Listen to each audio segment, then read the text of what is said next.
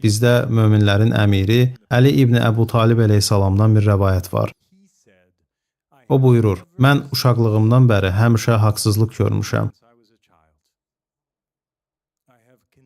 Mən körpə olduğum vaxtdan bəri davamlı olaraq zülmə məruz qalmışam. Bu tüklərimi biz-biz edir.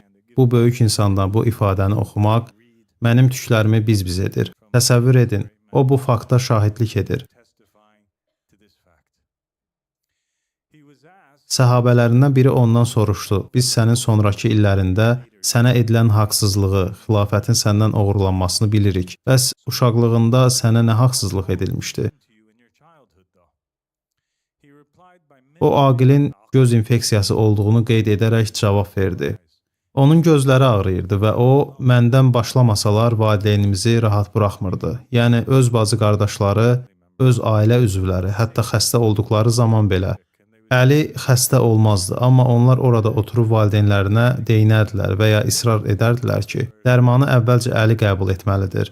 Bunu əvvəlcə ona verməlisiniz. Beləliklə ona zülm edirdilər. Yəni, o, hətta doğuşdan məzlum idi. Möminlərin əmiri əleyhissalam buyurdu, anam məni doğduğu andan bəri mənə haqsızlıq edilib. O dərəcədə ki, Aqil göz infeksiyasına tutulanda deyərdi, Əlini müalicə etməyincə məni müalicə etməyin və mənim heç bir göz infeksiyam olmasa da məni müalicə edərdilər.